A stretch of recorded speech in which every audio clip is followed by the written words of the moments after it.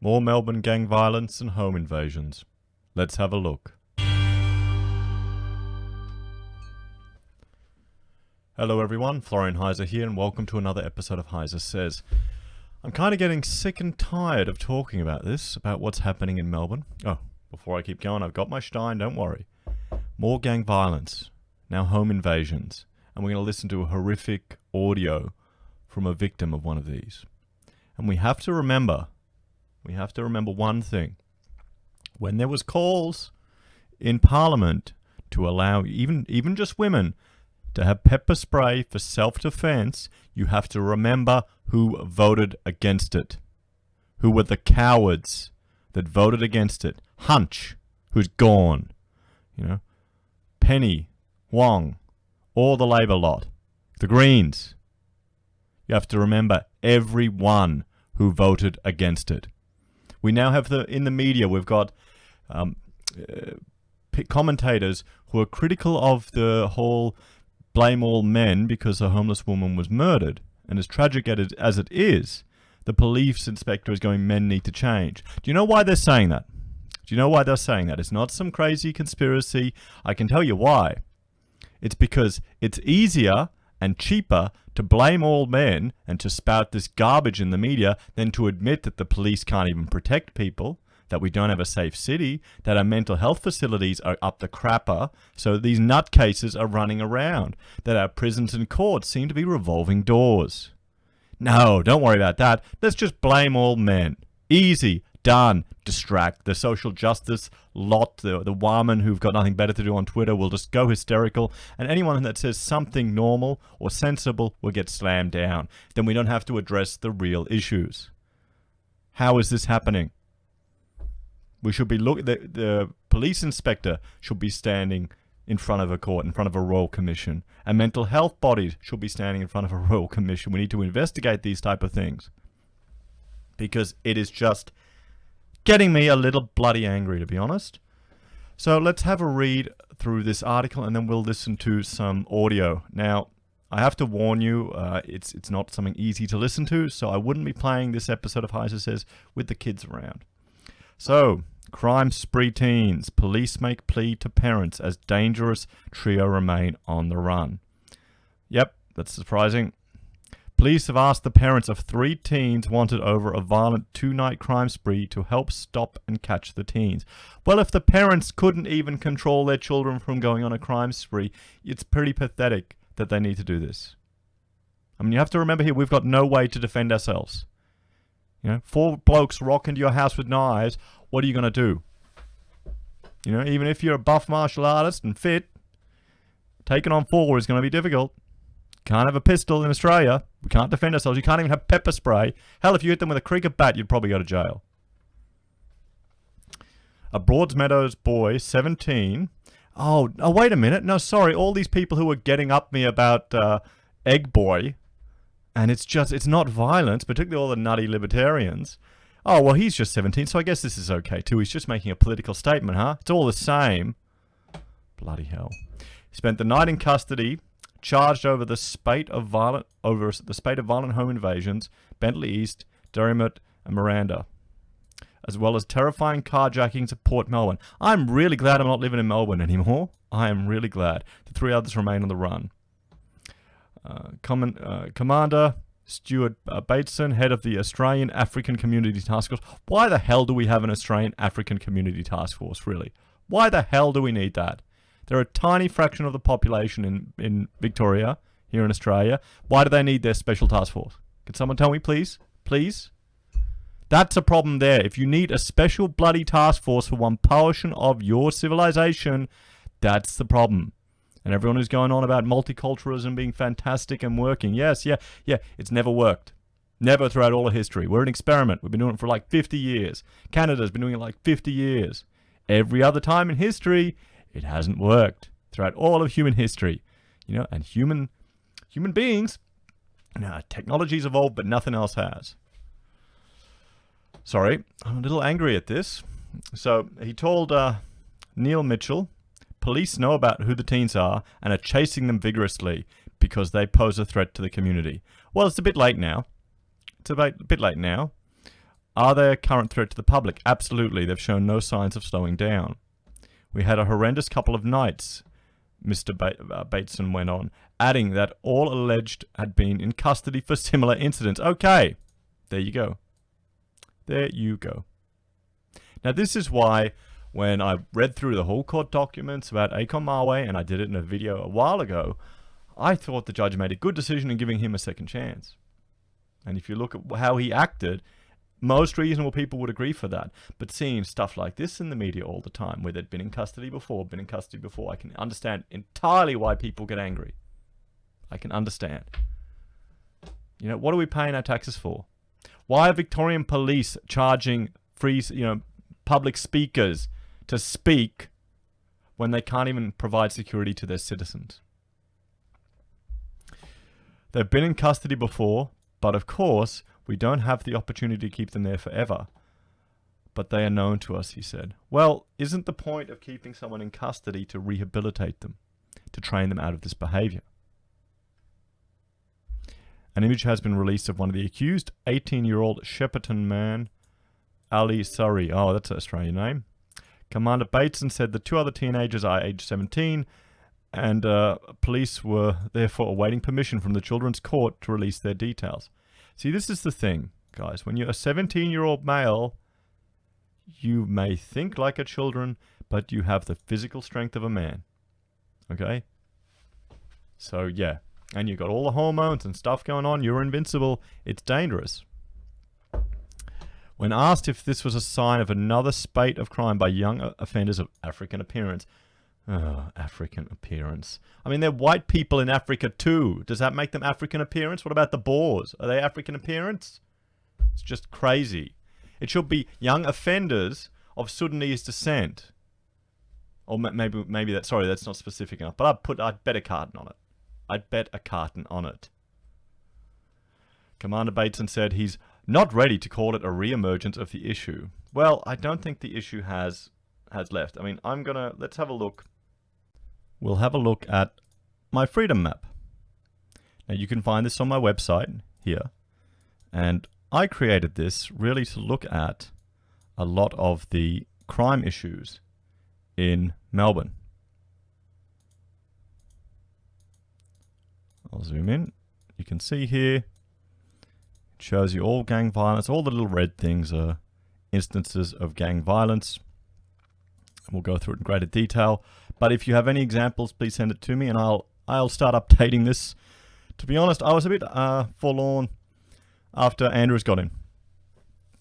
After Daniel Andrews got in, because I couldn't believe that he could get in. I really couldn't. So, let's get back to the article. Because it's a problem. It's happened all over Melbourne. I mean, look here. Both sides. It's not... Every time they have a Moomba festival, it's going on there. I'll be adding all of this to the map. It's going a bit crazy. You know, it's a problem, guys. So this is a one-off incident that has been terrible. I don't want to underplay it at all. But at the moment, it's 4 young men who have fallen into a horrific crime spree, he said. Okay, let's say it is a one-off incident. Well, what this is showing you is that the police cannot be depended upon to protect your family. They could have just killed some people there in the house when they invaded. We're going to listen to this in a moment. So we need laws to allow people to protect themselves. You know, law-abiding citizens. How about here's one. Here's one I'll put to you. Let me know if you like this idea. Every family man who has children is allowed to have a gun and open carry. What do you reckon? I don't think it's perfect, but then that would stop all the dodgy criminals getting them, or maybe they'll just have babies. But who do you think? Who do you think if, because honestly, I would argue for open carry for everyone. But what suggestions would you have regarding this? Do you think it would make a difference? I mean, they're already running around getting kitchen knives and stuff. Anyway, let's have a look at this audio here. And I should warn you, this is from, we'll go here, the Melbourne home invasion. So the invasion victim breaks down in tears while sharing her harrowing story on 3AW. One of the victims of a crime spree across Melbourne has broken down in tears on 3AW, saying she doesn't think her life will ever be the same after she was bashed, threatened and robbed by 4 thugs who forced their way into her home. Jane, not a real name, told Neil Mitchell she thought she was going to die during the harrowing ordeal that lasted 30 minutes. Now, she'll suffer post-traumatic stress disorder from this. And this is not the same as some Twitter woman complaining that someone said they were going to kill him. I mean, come on, you cop that all the time on social media, guys. You try doing YouTube political videos, you cop it all the time. Police have charged one person and are confident they've identified 3 others following violent home invasions at Bentley East. Dermot and Miranda, sorry, I'm a bit angry. There was also a carjacking, yep, so we said this. So let's have a listen to this now. So the details on some of the others they're wanting for. On the line is Jane. It's not her real name. Understandably, she doesn't want that public. She's a victim of one of these incidents. Jane, good morning. Good morning, Neil. You okay? Oh, as could be expected. Very shaken up, very sore, very scared. What happened? Oh, we were at home and we heard these loud bangs on the back door, and suddenly the door broke and these 4 African thugs came into our house with knives, screaming at us, "Give us the keys to your car, give us your cash or we're going to stab you, we'll kill you." Just think about that. Who actually has cash in their house anymore? Who has cash? They held us hostage in our room at knife point. They were threatening to kill us unless we gave them all of our cash, all of our valuables. We don't even have cash in our house, and they didn't believe us, so they were holding us at knife point. Then they kept raiding the house. They kept running in and out, in and out. It was so confusing. The whole ordeal lasted about 30 minutes, so we thought we were going to get killed or stabbed or something. How many of you were there? In the house, there's 3 of us, and there was 4 of them. Did the 3 include a child or not? No. Good. But my mother-in-law, she's 65, and they were pulling her hair and holding the knife at her throat and telling my husband and I that if we didn't give them everything we had, they would kill her. And then they put the knives on me, and then they were punching up my husband. They threatened his mother and his wife and beat him up in his own house. Well, they were trying to get the car key. Good God. How long did it go on for? About half an hour, give Oh. or take a few minutes. Half an hour? Yeah. Oh, that's just half an hour of sheer terror. Absolutely. Terrified. Were you injured physically or not? I personally got punched in the face. My husband was punched in his chest, but thank God that we weren't stabbed or anything. We weren't injured by those knives. They took kitchen knives from my kitchen, and they were using that against us too. And they also had their own sharp knives as well. Any idea why they would target you? It's premeditated if they came there with weapons, isn't it? To be honest, we have no idea. We haven't been in this house very long. We're new to Melbourne as well. Oh. I have no idea. I have no idea. Where did you come from? We're from Sydney originally. Gee, you'd be tempted to go back, wouldn't you? Oh, tell me about it. Did they speak good English? To be honest, they just kept repeating the same set of phrases. Give us the key. Where is the cash? We're going to stab you. They were speaking another language amongst themselves. There you go. That's interesting, isn't it? Speaking another language amongst themselves. I wonder what one. Okay. Were they wearing face masks? Yeah, 2 of them were. 2 of them weren't. 2 of them had black bandanas on, covering their nose and mouth. The other 2, no. Did you feel they were on drugs? I mean, were they illogical enough to have been on ice or something? To be honest, the whole thing looked very unorganized. totally unorganized. They look like, I don't know if they were on drugs. I mean, quite possibly a normal person wouldn't do something like this. But all I could say is it just was unorganized, and there was a lot of screaming and shouting. Yeah. Oh, dear. What do we do with it? Well, I'm confident the police will catch them. Police know who they're looking for, and That's the problem there, Neil. You know, the police know who they're looking for. They've been through the system. But these people got lucky. they're confident they'll catch them. The police think that they're probably not long out of jail already, that they've done similar things and gone into Then custody. why are they out? Why are they out? Like, if they're on the street and they're known to police, then and they've done stuff like this before, why are they out again? Like, that actually really infuriates me. We could have been really hurt. Someone could have possibly died. So why are they on the streets allowed to do this stuff again and hurt my family and all the other victims that have come across these thugs over the last few days? Why? What's being done about this? I wonder why. Let us know in the comments, everyone. I mean, I understand the police that came to our house, they did a fantastic job. They've been in touch with us over the few days, just keeping us up to date on the progress. They've been fine, but why do we have laws that allow this type of behaviour to continue? There's no gang problem in Victoria, according to Daniel Andrews. Why the hell didn't the LNP push with it? I don't understand. That's a very, very good question.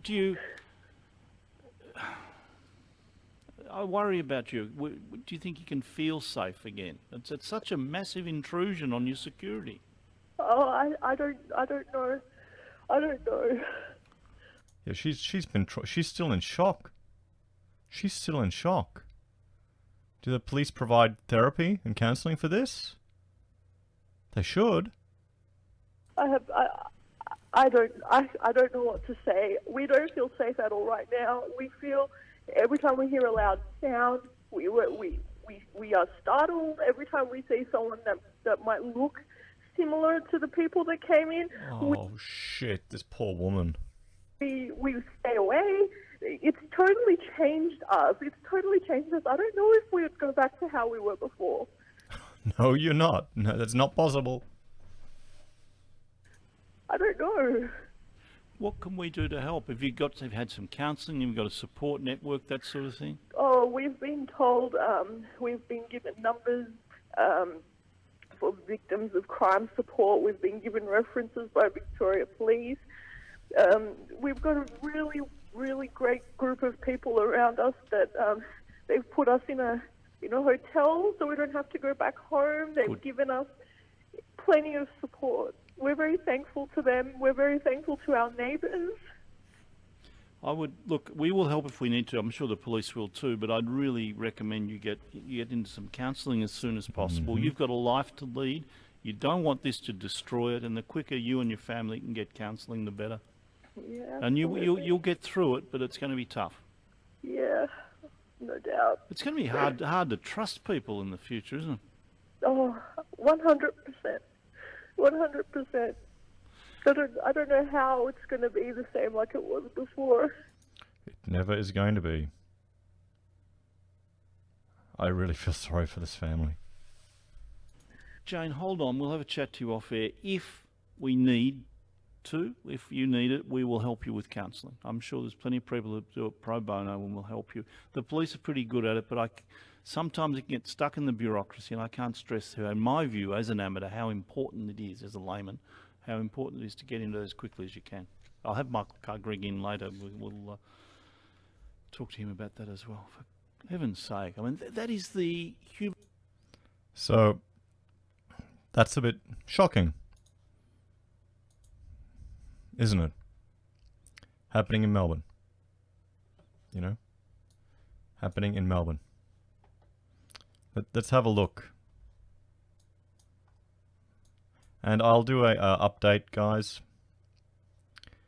But one good thing you can do here on the freedom map is find out who the members of parliament are and chase them up. And go, why is crime happening in this area? What are you going to do with it? People are suffering home invasions. Why can't I defend myself?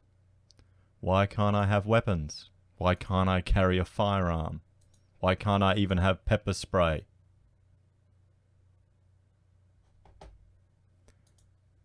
So yeah, let me know what you think. I'm worried. I'm not surprised. It'll just keep getting worse, guys. Good old Victoria.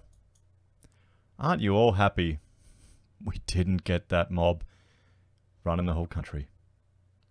Because I know I am. Anyway, like, share and subscribe. Ding the bell to see episodes which aren't as depressing as this one. And have a wonderful night, if you can. Bye for now.